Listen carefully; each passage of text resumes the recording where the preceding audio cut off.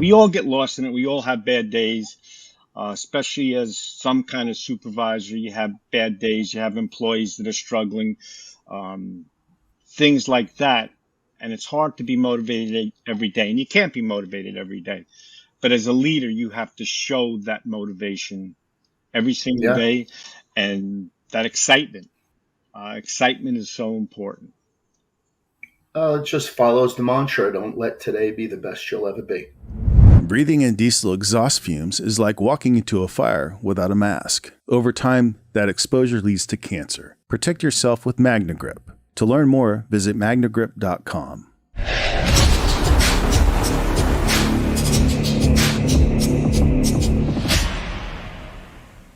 Happy August. Welcome to Fireground Strategies and Other Stuff from the Street, the August edition.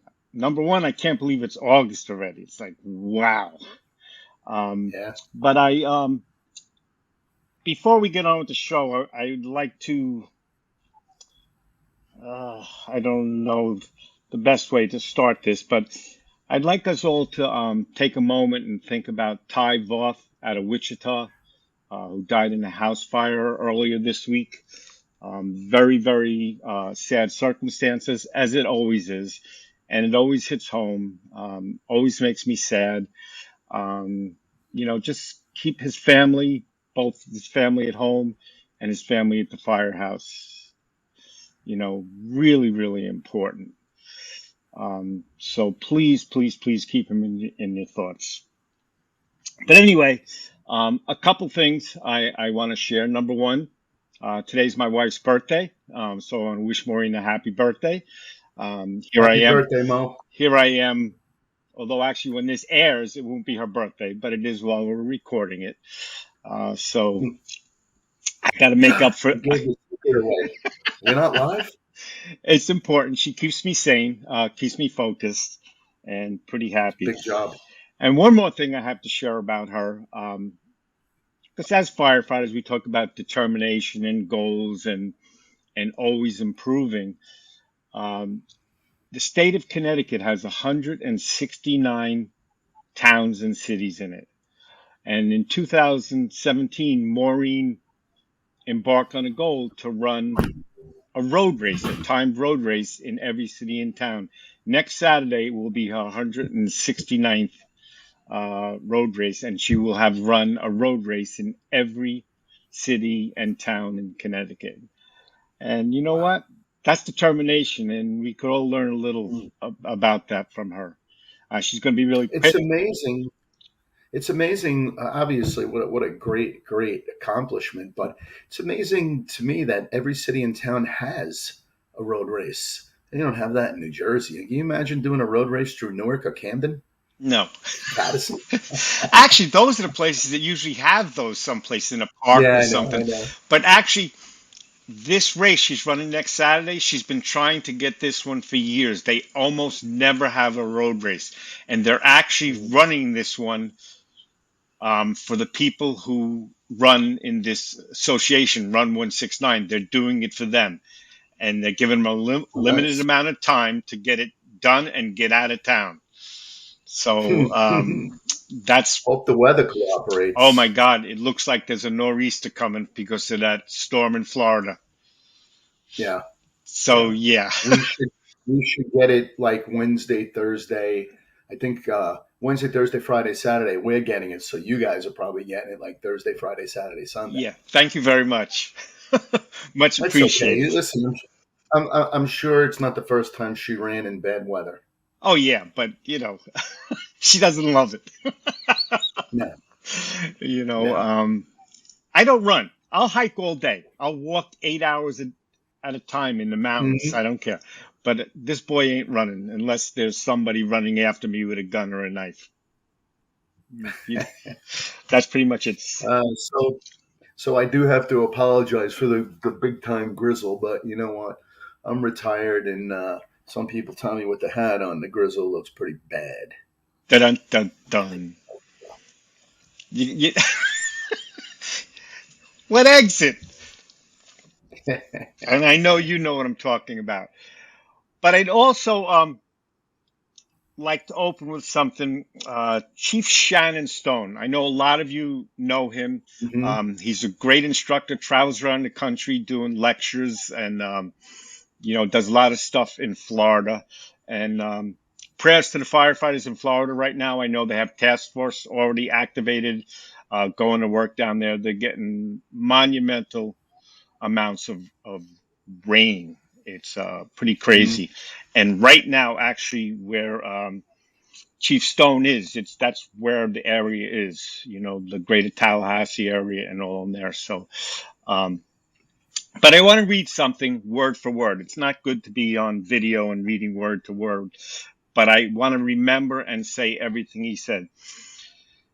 Chief Stone has recently been promoted to Chief of Department, and at his swearing in, these are the words he said. He turned to his firemen and said, "We're going to constantly talk about the importance of being good at the job.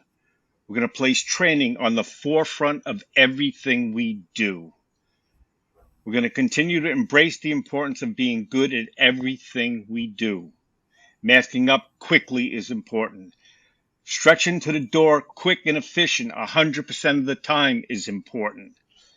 Being a really great paramedic, not a good paramedic, but a great paramedic is important. We're going to continue to embrace the operational high performance philosophy. We're going to continue to prepare for that every day when we come into work. You're going to get ready to go get one of your kids because some point you're going to get somebody's kid. You've heard it time and time again that you only get one chance to get it right. There are no playbacks. The leadership philosophy is not going to change. It's going to be servant leadership. It's going to put others before ourselves, and we're going to continue to do great things. What a great opening day and Hmm. words to say to the members. Amen. I firmly believe this. I wish I could have put it in his words, but wow, can you imagine working in an organization, and we all have financial struggles and manning issues, and we have problems. But this is his first day. I mean, he's worked there. Don't misunderstand me. He Yeah. was operations chief. But how do you feel? Do you feel inspired? If you're not inspired, you should be working someplace else. Hmm. I think those are great words. And Chief, I know you know Shannon, and Hmm. I think he's going to continue to do great things. And maybe we should think about getting him on our show sometime this Yeah. year. I That, think he, that's a great idea. I think he would do a great job, and he would be a great compliment as a guest here. So, That's a great idea. Shannon's as solid as it gets. I've met him a bunch of times down in Florida. We wish him well from Fireground Strategies and other stuff from the street.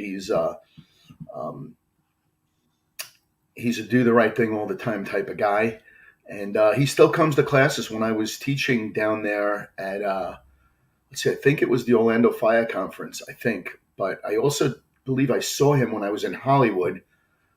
Jimmy Russo brought me down. I believe I saw Shannon there too. He's a still to this day as a chief of the department. He is a student of the job, and he's always looking to make himself and his people better. Which sometimes people get promoted to chief and you never see him again. They go into their office, and the only time you see somebody like that is they are disciplining somebody. But you never see them out on the training ground. You never see them giving the attaboys, at the shift meetings or the battalion meetings, and that's what you want to do. Just because you're chief of department, you can't isolate yourself from uh, the rank and file because you're there to support them. And quite honestly, every responsibility as chief of department falls right on your shoulders, whether you like it or not. So we wish Shannon the absolute best. Keep the boys safe down there, brother. And if you need anything, you know where to find me and Duffy. I absolutely agree. Um, and I understand it's difficult for chiefs sometimes because they get sucked into the office, Hmm. the politics, the budgets, the long range planning, and I get that it's Yep. difficult. But the real point of the job is to support the people who are delivering the services to our customers. There is no doubt about that in my mind.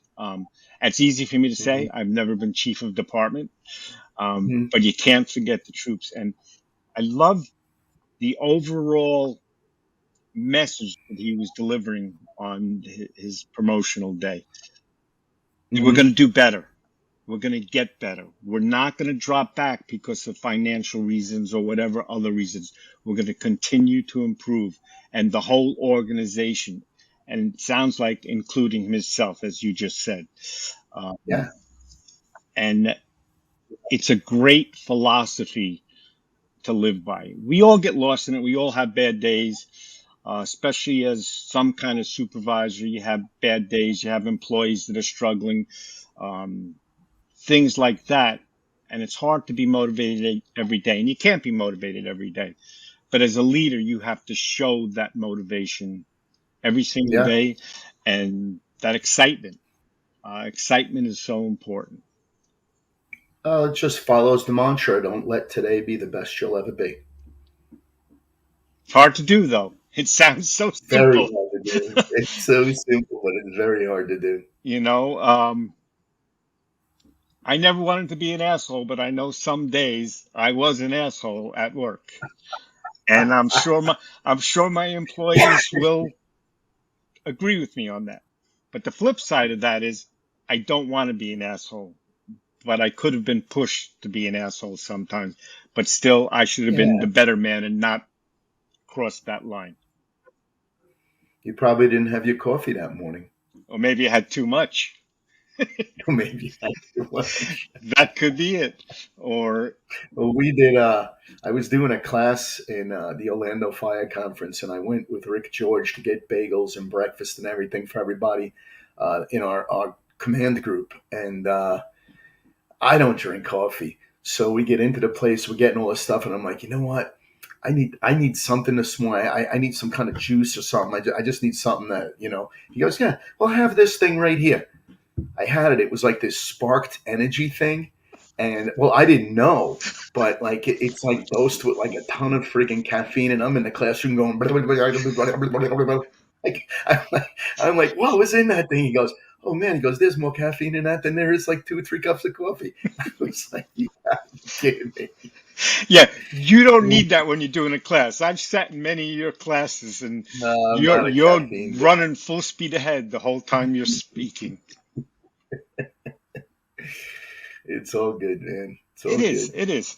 Um, Mhm. I'd like to move on to the next subject I wanted to talk about because I've never been involved in it. I know you were just actually in Jersey, right up from where you live, uh, at the FDIC board meeting Mm. where they help decide who's going to be speaking. Uh, that is a tremendous challenge and a tremendous honor to be part of doing Yeah, that. I I was understand it just going was to like, say privilege, oh, privilege, tremendous privilege. so what I think our audience would like to know is what is the process? You submit a proposal. I understand it was like 1,400 proposals this year to teach a There class. were well over 1,000. I know that. Breathing in diesel exhaust fumes is like walking into a fire without a mask. Over time, that exposure leads to cancer. Protect yourself with MagnaGrip. To learn more, visit magnagrip.com. Okay, so people who submit and are submitting for the first time, what can they expect to happen to make sure this is a fair and a valid process, number one, and how to bring the best to the lecterns at FDIC every single year? So give us a quick view Okay, behind the curtain, so to speak.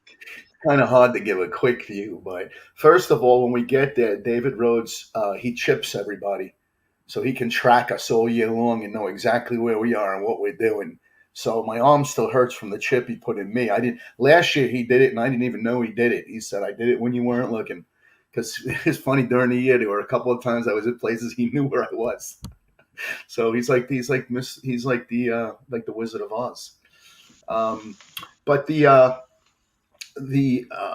advisory board meetings were this past week they were up in Teaneck, New Jersey, and um, it was the Fire Engineering Advisory Boards, as well as uh, Dana DeBico, who is in charge of books and things like that. And, Diane was there, Eric Schlett was there, David was there, Brett Hollander, who is like David's like second sort of in command. He runs a lot of stuff there. Mike Champ was there, and a whole host of really, really solid people were at this thing. And it wasn't even the whole board.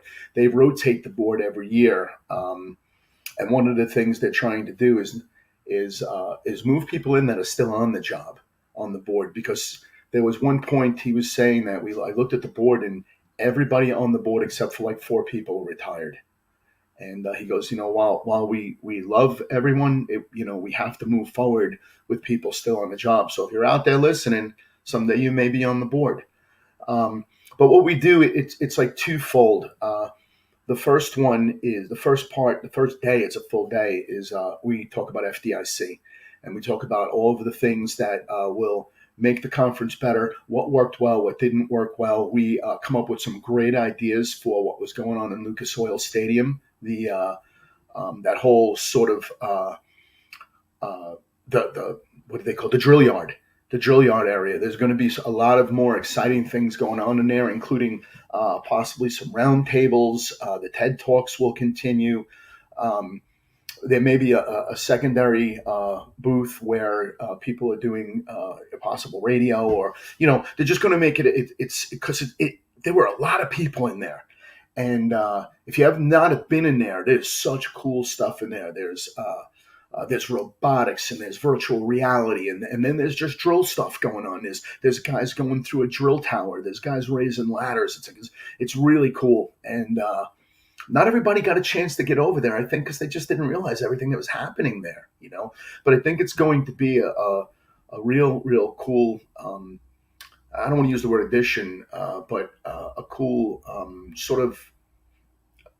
Another way to go and get juiced up at the conference, so that was one of it. We talked about some other things as far as moving around some of the things, like with the opening ceremony and that sort of thing. There were more people at the conference this year than ever before, so that was like really cool. They we're talking about, people that, when you put your submission in, you need to be as to the point as you can.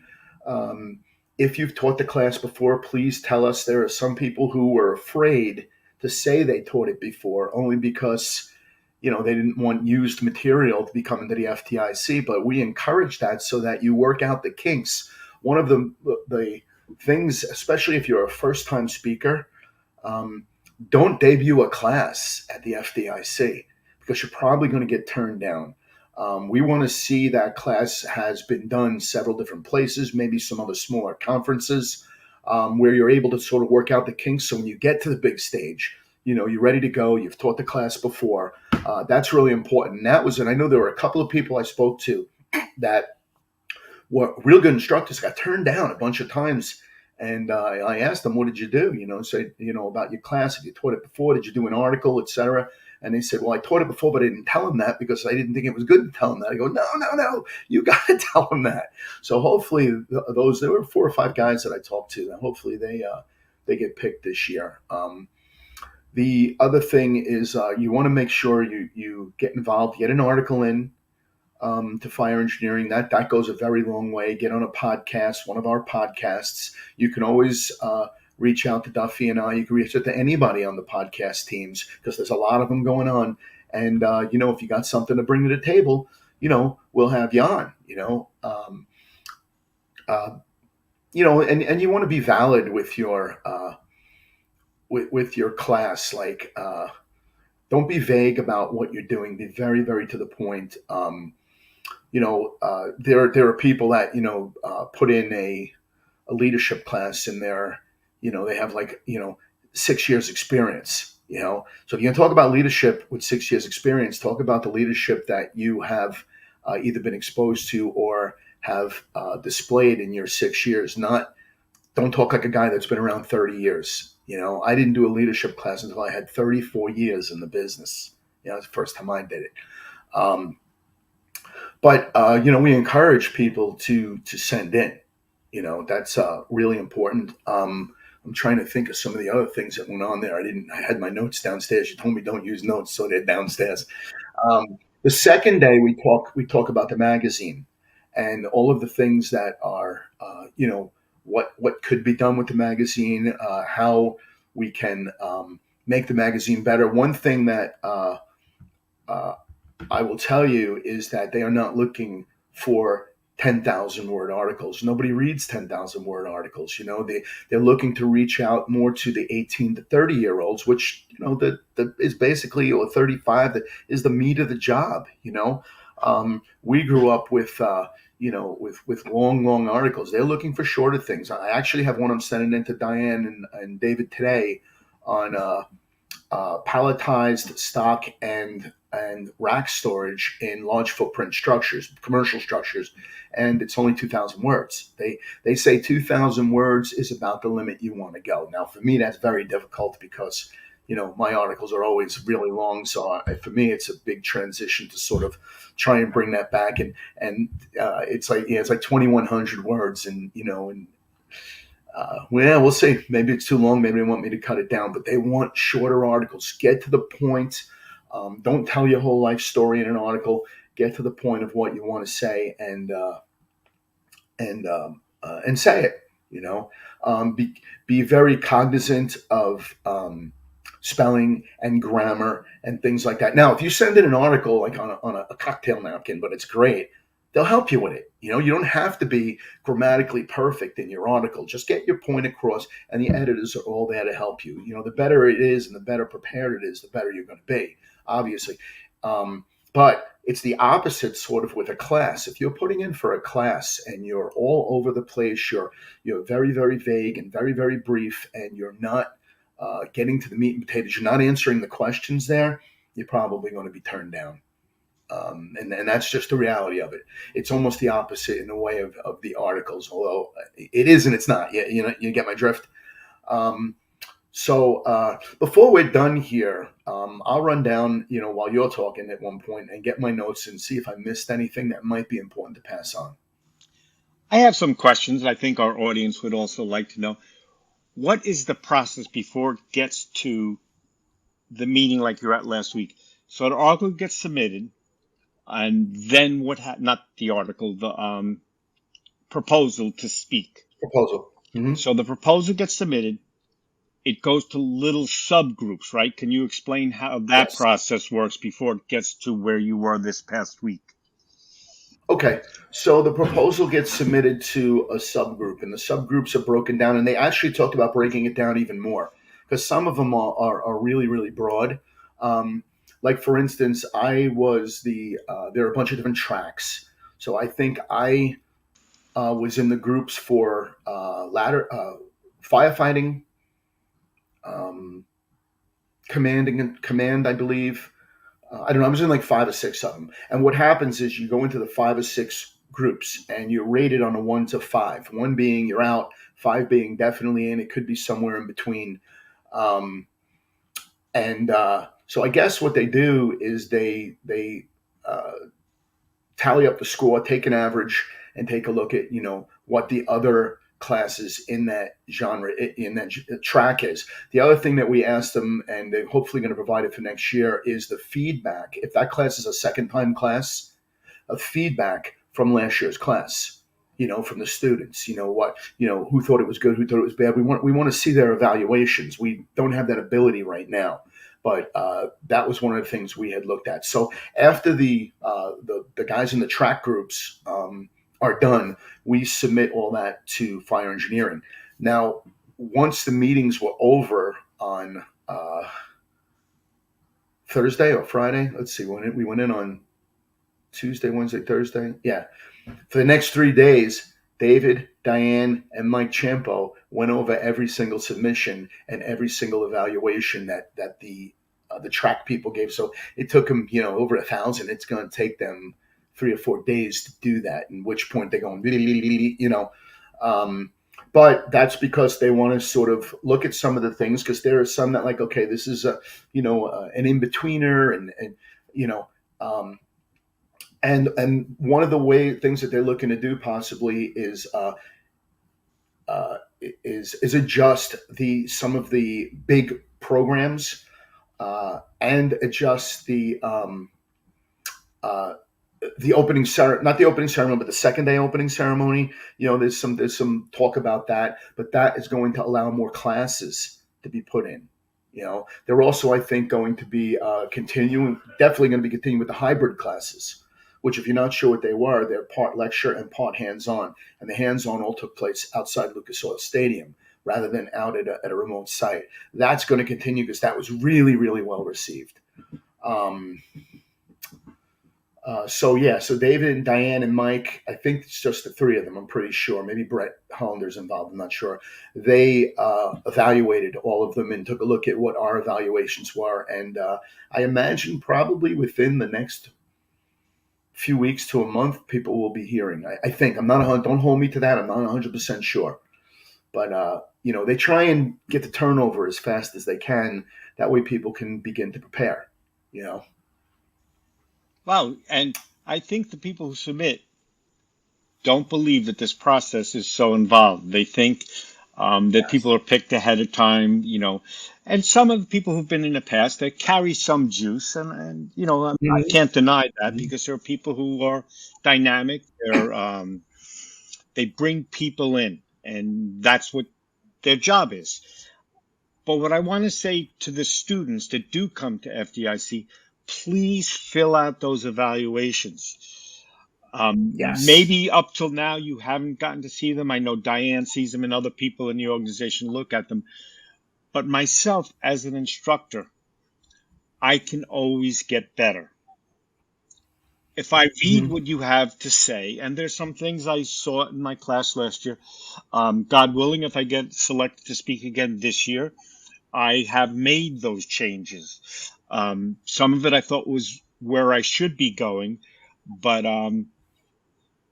it wasn't. Some people thought I had too much information in too short a period of time. So I've stripped some things out of some areas. I talked about command, fire attack, search, rescue, and ventilation. But maybe I should talk a little bit less about ventilation, because there's a lot of classes about ventilation already. So I learn from it. I get better. I read every one. But I'm going to say only a third of my students filled out evaluations this year. Yes. And that's discouraging. I don't, and when you fill out the evaluation, don't say good, excellent, shitty. Write what you think. Write what you feel. Yeah. It will help There you is, improve. And it would also. yeah, there. Go ahead. I'm sorry. Go ahead. Finish. Well, what I was going to say, it also, hopefully, like you just said, that you folks on the board will be looking at those evaluations. Because I can tell you that I'm the greatest whatever in the world, but if my students say, you know what, he rambled, or he didn't say enough, or whatever the case may be, maybe he wasn't dynamic enough, or we can all learn from that and get better. And you can also make better decisions of who gets brought out to the stage at FDIC. Right. It's so important. Right. So there's a QR code that everybody has at the end of their class. And we were also looking at potentially maybe while it'll be up on the board where people take pictures, maybe also having it in a couple of places in the room before people leave to evaluate the class. If we're an hour 45 or something, it's hard to have people evaluate it while they're sitting right in the class. But there's always 15 minutes in between the classes. So this is where somebody should be going and sitting down for 5 minutes and evaluating the class. And Duffy's totally right.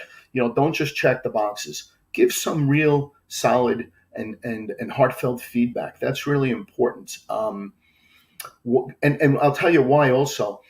One of the things that we look at is when you have a first year guy or girl that gave their class, we don't know whether they should get a second year. So that's why we're looking to get those evaluations. The other end of it is when you are putting in a proposal. Why I said to be extremely comprehensive with it, without sending in like 8 billion words, um, is because if we don't know who you are, and we've never really heard of you, we want to know who you are. We want to know what you're thinking. We want to know what good class description. Because to be honest with you, when I see a good class description from someone that has never taught at the FDIC before, but has taught their class in other places, I almost always look to give them a shot because somebody gave me a shot, and somebody gave Duffy a shot. So, the better presented you are in your submission, even if you haven't taught before, if you haven't written an article, the better chance you're going to have. That's not to say you're going to definitely get it. And the other thing is, if you haven't written an article, or you were lucky enough to be chosen last year, but you haven't written an article, get an article in, because I could tell you right now, if I'm evaluating you and you spoke last year, didn't put an article in, and now you want to speak this year and didn't put an article in, you're not getting chosen. It's not going to happen. I'll tell you right now. You have to give back, whether it's an online article or a magazine article. You have to give back, and that even if it's an article about your experiences at the FDIC, you need to put something out there and put yourself out there. If we're giving you the privilege to speak, you have to give back to us. Great stuff. I mean, a lot of people don't know, and I want to go a little further back than the discussion you just had about people wanting to. There are people who won't put in because they don't think they're good enough and they don't think they have anything of value to say. There are people in the fire service all over the United States and Canada that have something to say, but people don't, they're not comfortable doing it. They don't think they're good enough. I'll give you an example, and I still may not be good enough. Um, Back in, I'm going to say 2010 or 2011, Frank Ritchie saw me speak. And he said, you know what? You really got to put in for FDIC. And I looked at him, I go, I can't speak at FDIC. I've been to FDIC. I see these people speaking here. I don't have what they're looking for there and what they need. So, in my mind, I wasn't good enough, and I probably wasn't at the time. I got better as I went on, but I didn't put in. So the next year, Frank is harassing me all over again. You got to put in, you got to put in. You're better than a lot of the people that are speaking there. You'll do a great job. So he comes to the firehouse. I'm working. I was the shift commander in the city he lives in. So he came to the firehouse. He had his laptop all out, and he's like, okay, here's a submission page. You have a half hour to put in the submission. I go, you kidding me? So I put in. I did not get selected. And you know what? I did it in 15 minutes. I thought about the class. I chose a poor title, number one. I put in the title of the class was prevention, not intervention. And the subject of my class was worry more about not having an incident rather than reacting to when there is incident. We need both. But the way the title read, people thought it was a fire prevention class. And if they didn't look at it deep enough. So I said, you know what? Now I really want to teach at FDIC. I can do this. And I rewrote a class. I don't remember what class I submitted. I wrote a class, submitted the class, and I got selected. And I've been there ever since. And, there's going to come a time where I'm no longer relevant. Like Chief Avillo says, they're looking for newer and younger people and people still on the job. And I understand that. We have to make room for that. And I will never be insulted if I'm not invited back. That's okay. I've had a great run. I want to continue my run. Uh, but there's so many people out there that have stuff to share. 35,000 firefighters, all of them are looking for something different. There are people looking for tactic stuff.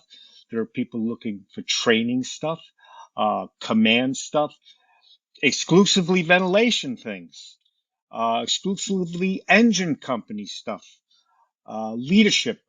There's so much that can be said about leadership. We're all different styles. But there's something for everybody.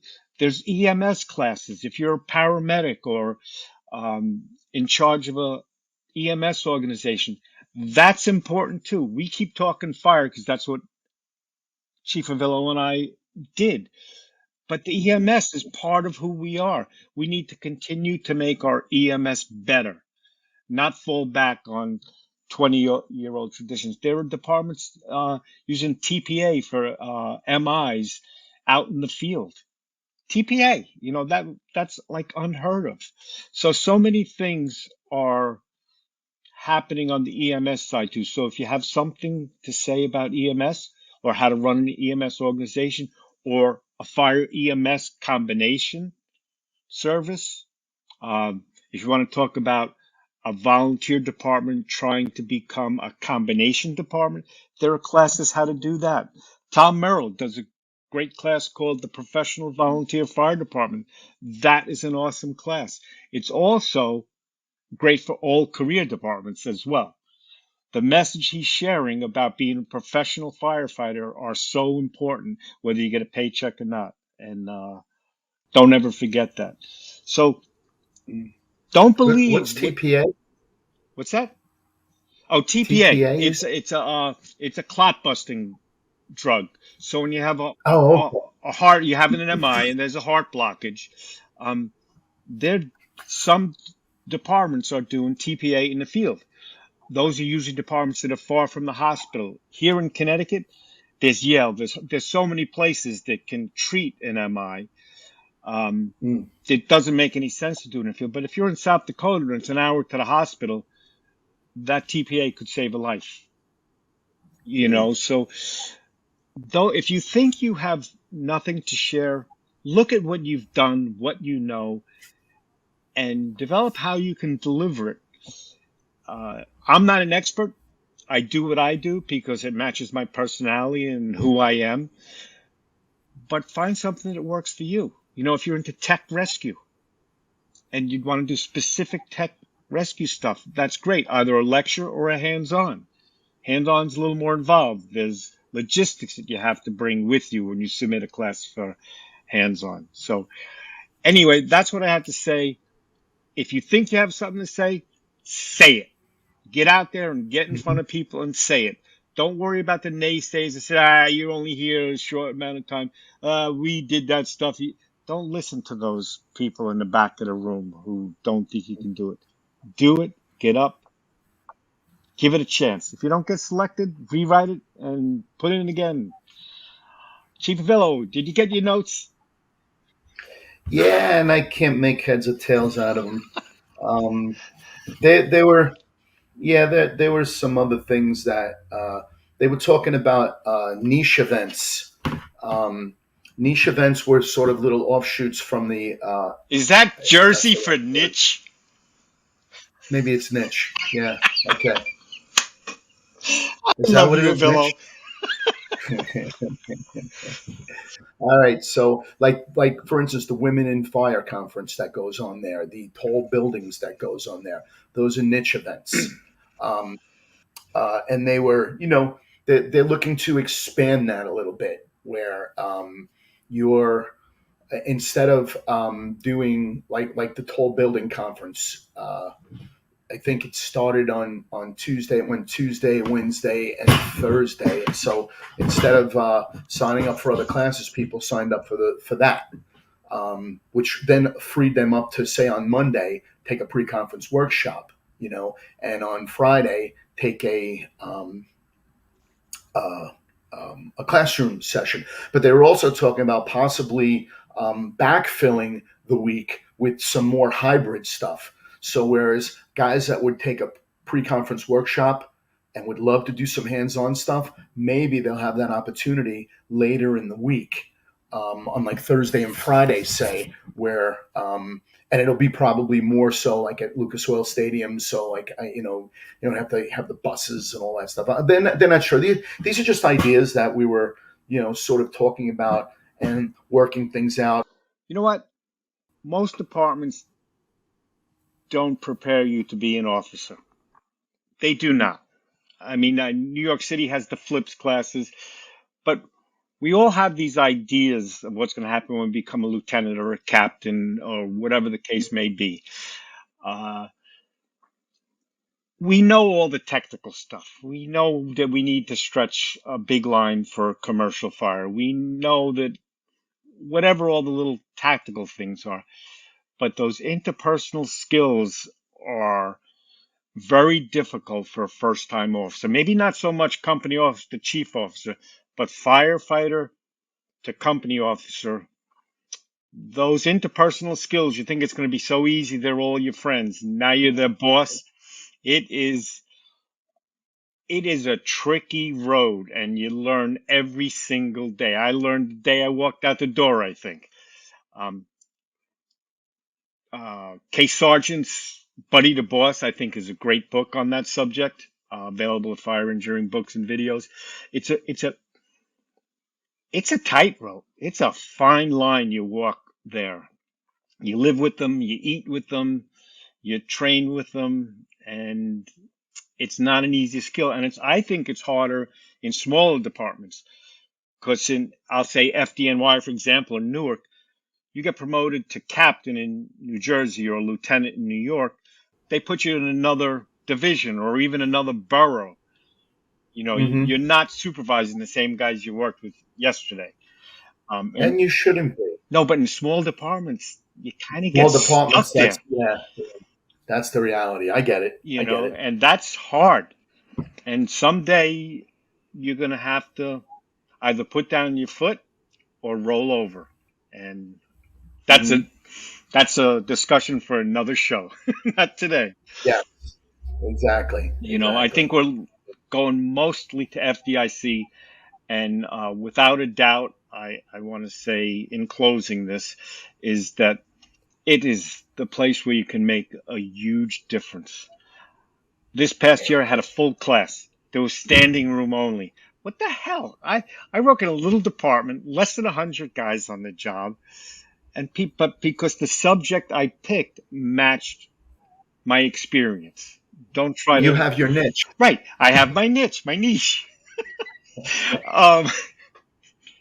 But I'm not an expert on high rises or confined space rescue. This is what I know. So stay in your box. Try to grow outside your box. But if you're going to do a class at FDIC, make sure you're teaching from perspective and experience. Amen. So going back to what you were talking about a little while ago about articles, shorter articles, I've kind of been informed that even on these, the younger folks, they like their information fast and hard and move on. I don't mean to be disrespectful, say they like memes. Boom. They don't want to listen to me. Maybe they want to listen to you for a couple hours, but not me. So we're looking to shorten up these so you can listen to them in short spurts. You can listen to them while you're driving to and from work. You don't always have to watch the computer monitor to see these shows. They're available on the treadmill. On the treadmill. That's a great idea. So Anthony and I are going to try to shorten our shows a little bit, but some subjects, like the ones we were talking about, new firefighters or probate, that could end up being with a panel. It could end up going up to 2 hours. But I think we're going to try to keep it short bites of information. And I think the information about applying to FDIC, writing an article, was useful to you, I hope. And of course, Shannon, his words at his installation or his swearing in, I think are awesome. We could all live by them. If you look at social media, try to find it and look at what he said and try to look at some of his experience. We're going to try to get him here maybe October. We'll see. We haven't even approached him yet, but we'll see if we can get him to join us, share some of his wisdom. Chief, what do you think? What I think, What do you think? I think What do you think? it's good. Yeah. It's all good. It's for the kids out there today. Everything is just so instant and at their fingertips. So they really have no tolerance. And that's why it's not a shorter attention span; it's a shorter attention tolerance. They're always moving on to the next thing. It's funny. My daughter got a job, and she's still in the training process, but for her it was not going fast enough. Like, I don't know this, and people ask me, I don't know this. Like, she's moving faster than her education there has gotten her, so she's always trying to fill in the gaps. And she's doing really well. But it caused me to think of that. Like, these kids always have instantaneous information at their fingertips, and when it's a longer sort of almost like a promotional exam, when it's a longer process to learn and master information, they're not used to that. It's not what they've been sort of bred to do. So that's why smaller, shorter articles. I'm going to try and do it. I may have to break my articles into 2 or 3 pieces. But yeah, I'm going to try to do that as well. I may look at. I didn't put this article in yet. I was going to put it in today. I may shorten it up even more. I may pull some stuff out of it. Just do that. Now, on the other hand, my 700-page book. Listen, if you're going for a promotional exam, you need to read a 700-page book, like John Norman's and mine, and Castro's, and Jerry Tracy and Jack Murphy. So Yeah. it's not an instant world, and a fire department is not an instant expert. It takes time. It takes 10,000 hours. Oh, what a great perspective you got hit me with this morning. I love that. It is attention tolerance. I love that. That is such a great way to put it. Yeah. That's awesome. I'm just going to not really change the subject, but say the same thing. The fire service is an intense world. We live under stress and pressure and things like that. Remember to take care of yourself. Mental health is a big word today. Take time off. I'm going to share. I'm going to the Adirondacks next week. I spend a week paddling my canoe, hiking in the mountains, sitting by a campfire, and turn off the whole world. And I think that's what's good for me. If it's playing golf for you, or whatever you find gives you a little bit of peace, I think it's really good. We need to do that. Mental health is becoming. I just left from Europe. Turned off the world. Yeah, there you go. I went beetling. That's great. So make sure you take care of yourself. Even if you're working to get promoted, take a day off. Take a couple hours off. Study. But take care of yourself for a little while, and your family. Your family's really important. Balance. Make sure you spend time with them. Balance. As Nicky Gazzillo was a deputy in North Hudson, he taught me is 4 things you have to balance. Every day you should try and do something for yourself, your home, your family, and your job. Very difficult to do. But if you can do that, you'll have a much more balanced life, and your relationships will probably be better, and you'll feel more well-rounded, I think. And I thought that was really good advice from a really good friend. Great chief too. Say his name again. Nicky Gazzillo. We should have him on. I think that would be great too. What a perspective. It's so true. And you are very philosophical when we start early. I think we're going to start early all the time now. I love this. But anyway, from Fireground Strategies and other stuff from the street on Fire Engineering Talk Radio, thank you for joining and listening to us. It's great. And when you have a chance, please try to buy American. Chief Avillo, it's always good to speak with you. Me too, brother. But you know what? Maury and I have to get down and see you, catch up in Manhattan someplace. Or maybe I like the Bronx, Arthur Avenue, midway between us. Arthur Avenue. Yeah, the best Italian food in the world. When are we going to meet them for dinner or something? So we'll get you down here, get you out on a boat. Yeah. You know what? We'll be back in a couple of weeks to the real world. And thank you again so much. And to Thank you.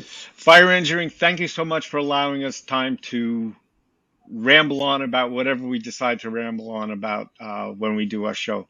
Chief Avillo, stay safe. And to listeners, stay safe. Thanks, stuff. Same to you. Same to everybody. Adios, Enjoy the rest muchacha. of the summer.